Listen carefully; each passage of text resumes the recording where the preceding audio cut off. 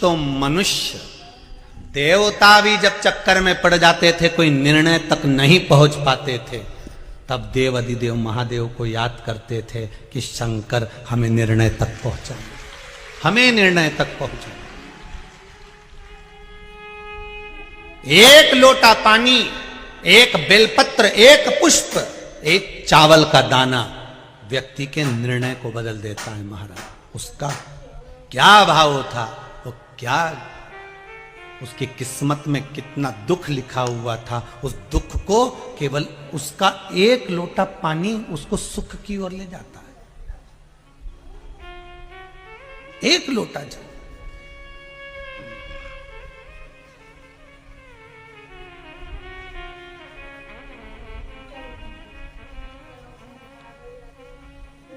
आप में से कितने लोग हैं जो शंकर जी को रोज जल चढ़ाते हैं? हाथ उठाइए। बहुत बढ़िया, रख लो, वापिस रख लो, बहुत बढ़िया। हर हर महादेव, धन्यवाद बहुत बहुत।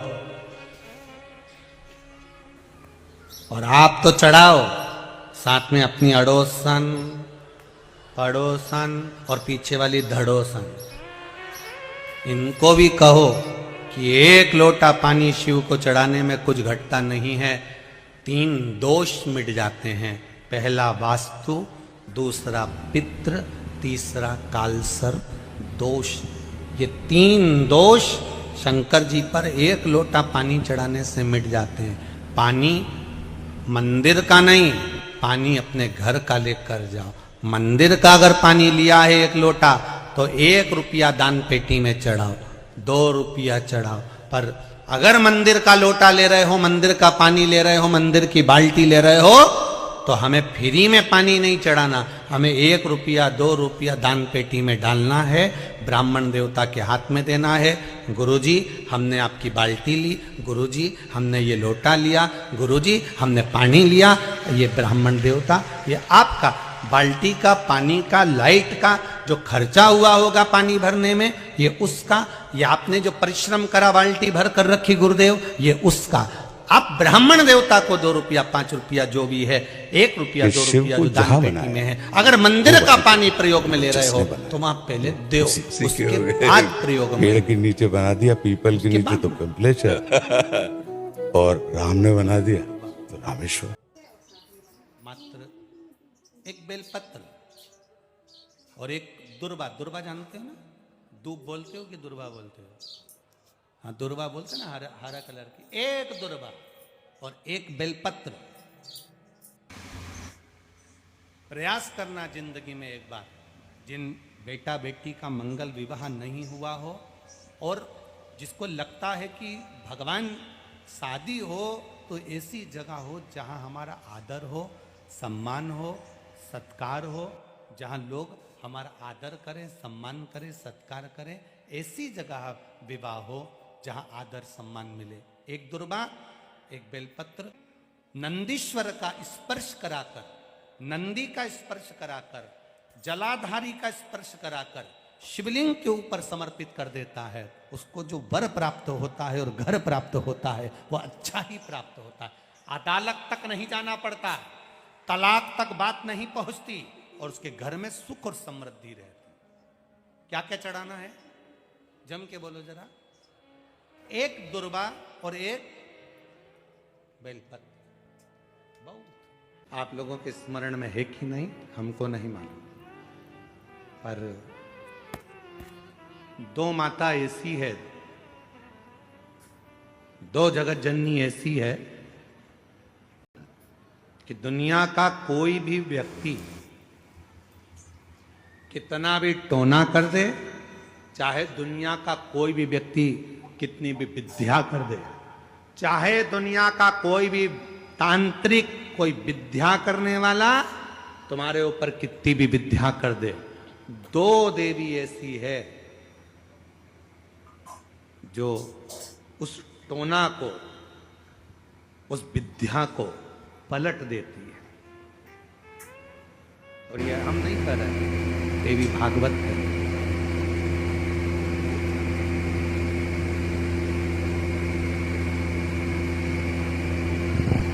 काली पुराण में भी इसका वर्णन है। देवी भागवत में भी इसका वर्णन आता है।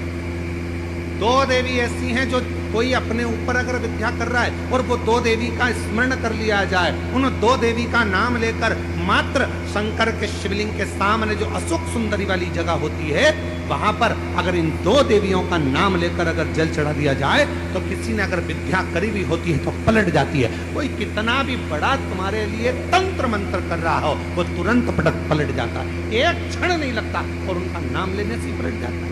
दो देवी, एक प्रत्यग्रा माता, एक है प्रत्यग्री माता और दूसरी है दंतेश्वरी माता, जिसका काली पुराण में विशेष वर्णन लिखा होता है, जिसका देवी भागवत में वर्णन आता है।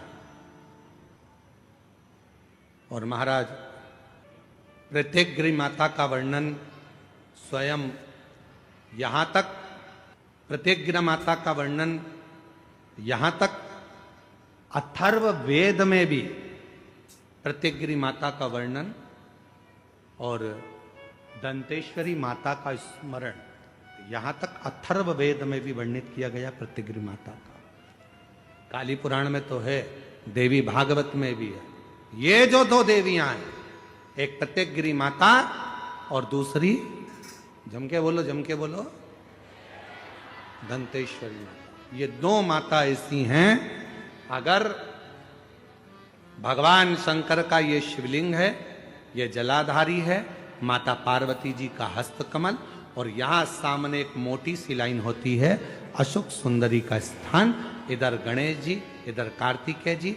जब हम दक्षिण में खड़े होकर, उत्तर में मुख कर कर यहां खड़े होकर जब हम शिवलिंग पर जल चढ़ाते हैं और अपने जल के पात्र को थोड़ा सा आगे बढ़ाकर हम इस स्थान पर, अशोक सुंदरी के स्थान पर, इस यहां खड़े होकर जल चढ़ाते समय इस स्थान पर अपने पानी के लोटे को आगे बढ़ाते हैं और जल को यहां गिराते हैं। प्रत्यग्री माता का नाम लेकर या मां दंतेश्वरी का नाम लेकर जब हम चढ़ाते हैं, आज दिन भर में अगर कोई ने भी हमारे ऊपर विद्या करी होती है, वो 2 मिनट के अंदर वो कटकर गिर जाती है और कोई असर नहीं पाता। दो मां, एक मां दंतेश्वरी, एक प्रत्यग्री। कौन है ये प्रत्यग्री माता? तो शिव महापुराण में बड़ा सुंदर वर्णन आया कि जब हिरण्यकशिपु ने बहुत तप करा, बहुत तप। मेरा निवेदन है आस्था चैनल वालों से, कथा लाइव चल रही है, उनसे हम निवेदन करेंगे कि आपके पास में दंतेश्वरी माता का फोटो हो तो आस्था चैनल वाले अवश्य दिखाते रहें बीच बीच में जहां कथा चल रही है। और प्रत्यग्री माता का अगर फोटो हो तो सिंह का